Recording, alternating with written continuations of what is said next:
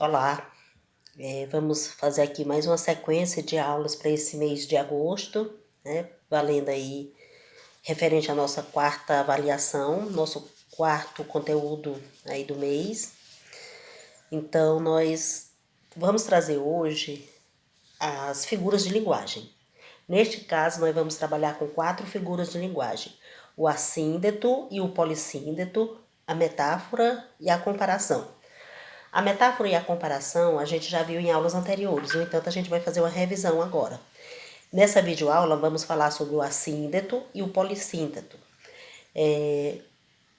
No livro de vocês, você pode encontrar ele na página 83, parece, se não me falha a memória. Essa aula vai ser gravada para o 9º ano, no entanto, pode ser que também sirva para o 8º ano. Então, vamos ver aqui. Assíndeto e polissíndeto. São figuras de linguagem, como eu já havia falado. Essas figuras de linguagem, a função principal dela é a questão mesmo da expressividade da fala, das frases que a gente queira transmitir para os interlocutores. Então, as figuras de linguagem, ela tem essa função especial, tornar a frase, tornar o enunciado mais expressivo, tá certo? Então, vamos ver aqui. O assíndeto ocorre quando há omissão das conjunções.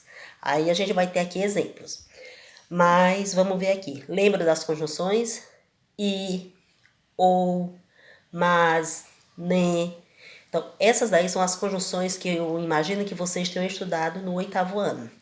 Caso não tenha estudado, a gente pode depois tá colocando várias dessas conjunções. Então, a significa ausência. Síndeto são as conjunções, tá certo? Poli, muitos. Síndeto são tipos de conjunções. Então, assíndeto ocorre quando há omissão das conjunções. Aí, no caso aqui, morte no avião, acordo para a morte, barbeio-me, visto-me, calço-me. Aí nós temos o autor, Carlos Drummond de Andrade. E aí vocês podem estar perguntando, mas aonde eu poderia estar colocando essa conjunção? Se a gente fosse para a gramática normal, observe que aqui eu tenho essa vírgula, essa vírgula. Geralmente, para chegar no final da oração, para chegar no final da frase, aqui eu colocaria, ó, barbeio-me, visto-me e calço-me. E calço-me. Seria como se tivesse uma conjunçãozinha aqui, ó, nesse espaço. Observe que o autor, ele não usou essa conjunção, ele usou vírgula.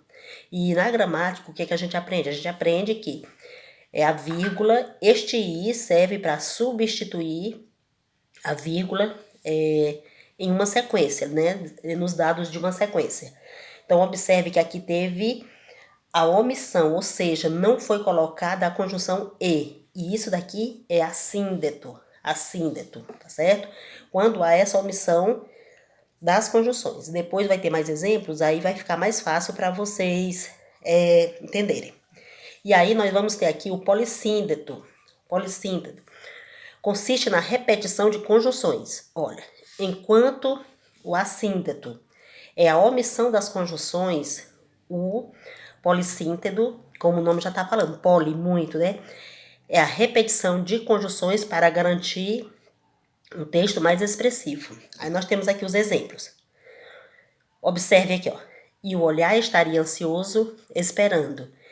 E a cabeça ao sabor da mágoa balançando. E o coração fugindo e o coração voltando. E os minutos passando e os minutos passando. Observe que em cada início de oração, a gente vai ter uma conjunção. E essa conjunção aqui, ela poderia ser substituída por vírgula, ó. E o olhar estaria ansioso esperando, vírgula.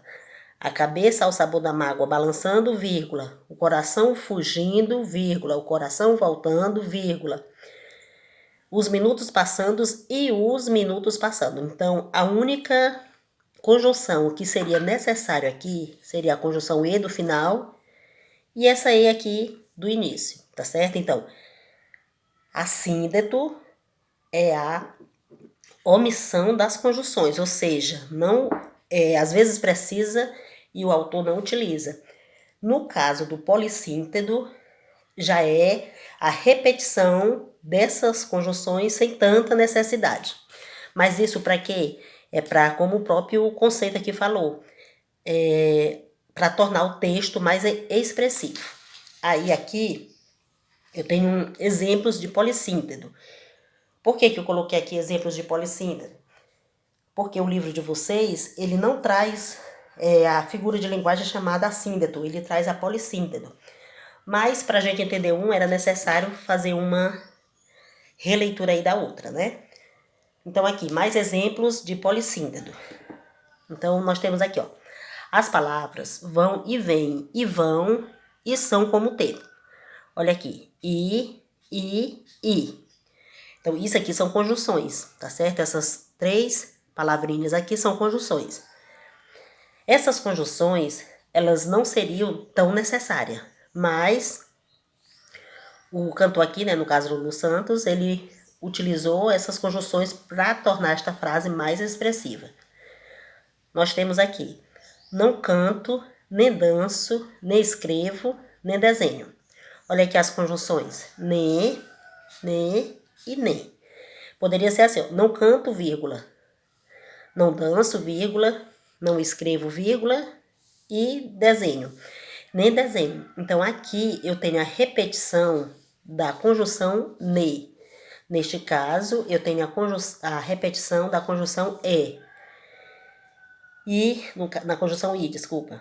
E aqui na terceira frase eu tenho, ó, ou você dá a festa, ou viaja, ou faz um curso. Olha a conjunção, onde é que está presente? Ou. Então, se fosse em uma outra situação, por exemplo, se fosse em uma redação, o que é que a gente geralmente faria, o professor? Vamos evitar as repetições, tá certo? A gente sempre dizia assim, ó, vamos evitar as repetições. Mas nesse caso aqui, essa frase é para dar ênfase ao que essa pessoa quis escrever, ó. Ou você dá festa, ou viaja, ou faz cursos. Então, era uma das 3 aqui. Isso daqui é o uso repetido das conjunções dentro de um mesmo período, dentro de uma mesma frase. Portanto, isso daqui vai receber o nome de polissíntedo. E aí nós temos mais a última frase. Sabe que não tem chances de entrar para a equipe, mas tenta, mais insiste, mais importuna o líder. Então, observe qual é a repetição que nós vamos ter aqui. Mais e mais. Então, se eu fosse escrever essa frase sem essas conjunções aqui, ó, sabe que não tem chances de entrar para a equipe, mas tenta, insiste, importuna o líder. Então, essas duas aqui eu não usaria. Mas, neste caso, o autor está usando para tornar essa frase mais expressiva, tá certo? Então, isso daqui, a repetição de conjunções dentro das frases, é um recurso estilístico, é um recurso da linguagem utilizada, né, para que a gente possa dar mais expressividade ao nosso texto.